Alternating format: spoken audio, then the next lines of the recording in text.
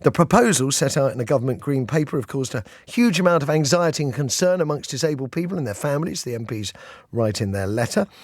Continuing, the planned cuts of more than £7 billion represent the biggest attack on the welfare state since George Osborne ushered in austerity, and over 3 million of our poorest and most disadvantaged will be affected. That's what the rebels say. And the letter calls on ministers to delay any decisions until they see full assessments of the impact of the cuts, and call for a genuine dialogue with disabled people's organisations to design something that's less complex, offers greater support, and also helps disabled people overcome the barriers they often face when they try and find employment. But rather like Labour's hugely unpopular decision to axe winter fuel payments to pensioners, there's no sign yet of the Prime Minister rolling over on disability cuts. Indeed, as we discussed last week, Starmer's facing a new political threat from reform. If Farage's mob was to do a deal with the floundering Tories, Labour could find itself on the backbenches once again. And yet, hold the front page, even Keir Starmer's harshest critics have been forced to doff their proverbial tit-fers at the PM, who has pulled off a feat so astonishing no one can remember the last time it happened. 2 trade deals in a week, not 1, 2. Or maybe not quite 2. Deals that should be worth more than tuppence down the back of the sofa. The deal with India will mean cheaper clothes and shoes for Brits. It's a big market, India, for Scotch whisky producers and luxury car makers. And they're talking about billions of pounds of extra trade between the two nations. Tory whinges about reciprocal national insurance waivers for migrant workers between the two countries seem little more than xenophobic nonsense, as we already have similar agreements with more than 50 countries, including the US and Japan. So if you're a Brexiteer who values free trade more than the huge deal we had with the EU, well, you must think the sun shines out of Starmer's dispatch box. 0345 6060 973, the number for your Brexiteer, Starmer fanboy and girl calls. And then, proving that lightning can indeed strike twice, Starmer lands the first trade deal with Trump's America. Or did he? Now, we can argue about the pros and cons of the arrangement. It's far from perfect, but your man did it.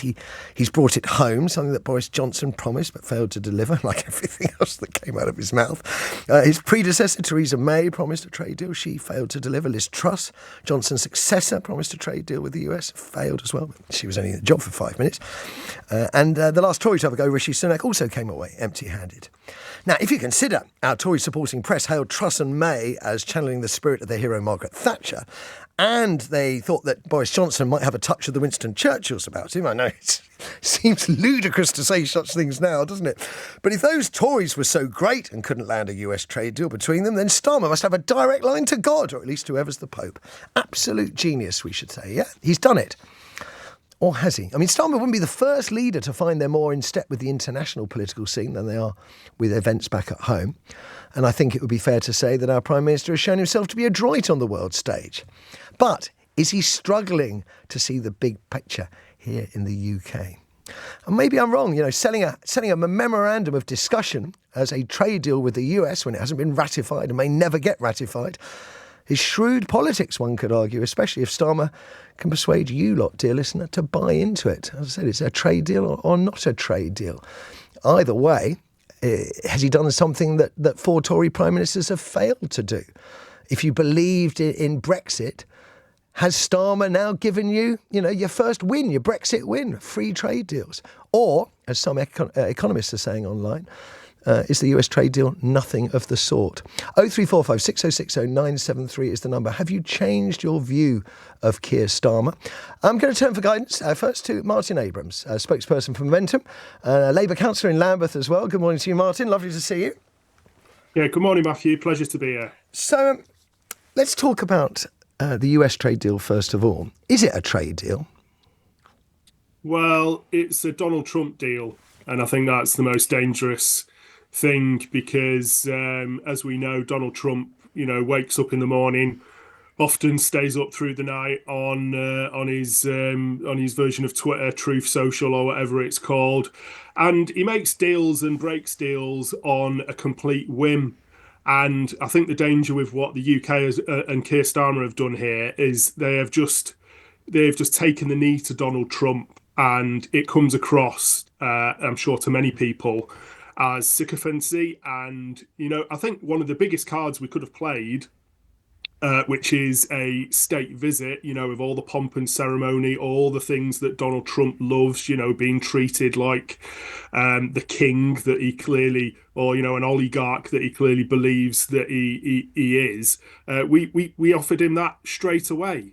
And now he's got that. I'm not sure he's willing to really give us much. Come on, Martin. Come on. A Labour Prime Minister has managed to do something that 4 Tory Prime Ministers failed to do on the bounce. Well, if you look at the detail, Matthew, and there's not much detail. No, there isn't, Martin. There's next to none. We're actually worse off with this deal than we were before Trump started chucking around his tariffs like some crazed dictator. So we're worse off now than we were before that. There is some concessions towards tariffs on things like steel and cars, but I think and I know it's dangerous to say this because of the toxicity that was around Brexit. Our closest trading partner is Europe, and we seem to be kind of slamming the door on them and rolling out the red carpet for Donald Trump, who, in my opinion, is heading really, really quickly towards being a fascist dictator, and I think that's really dangerous. Let's bring that from trade deals. Let's move to sort of the domestic political scene. Now, it is fair. I think it's kind of remarkable that the right wing press have basically had to acknowledge that Starmer's done well. I mean, even if it's only a memorandum of intent to do a trade deal, he's still done well. And I think to win the praise of a fairly poisonous right wing press is quite an achievement for a Labour Prime Minister. And yet he's got a growing, not yet massively threatening rebellion on disability cuts, but I think the noise of the discontents is growing, and I think it's going to continue to grow. So how come we have a Prime Minister that seems to be winning on the world stage, it's kind of losing domestically? Can you riddle me that? I mean, it is a bit of a riddle. Keir Starmer seems very, very comfortable, flying around the world, posing with world leaders, and looking like a diplomat. But when it comes to domestic issues, which I would argue are far more important, considering the 15 years of Tory austerity that's devastated our public services, our crumbling NHS.